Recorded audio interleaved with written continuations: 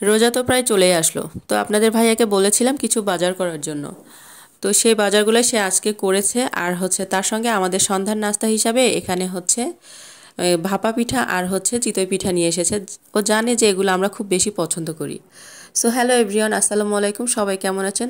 আশা করছি সবাই অনেক বেশি ভালো আছেন, আর আমরাও অনেক বেশি ভালো আছি আল্লাহর রহমতে। তো যাই হোক, আমরা সবাই সন্ধ্যাবেলায় একটু নাস্তা করে নিচ্ছিলাম। তো এগুলো খেয়ে নিয়ে তারপরে আমরা বাজারগুলোকে আনপ্যাকিং করে নিব।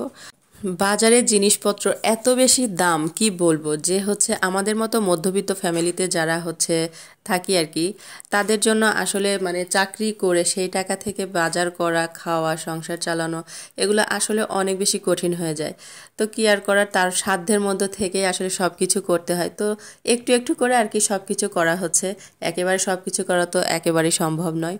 তাই টুকিটাকি করে মানে যে একটু আজকে একটু, আবার 2 দিন পরে একটু, এরকম মানে যে করতে হয় আর কি। আমাদের ক্ষেত্রে তো এটাই হয়।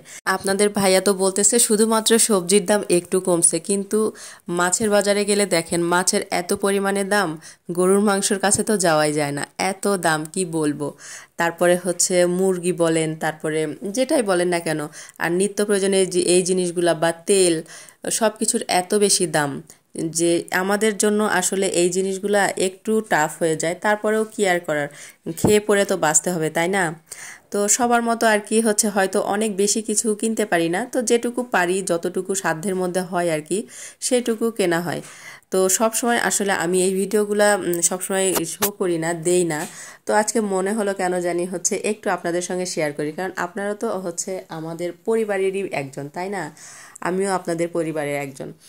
তো এই জায়গা থেকেই আসলে ভিডিওটা শেয়ার করা।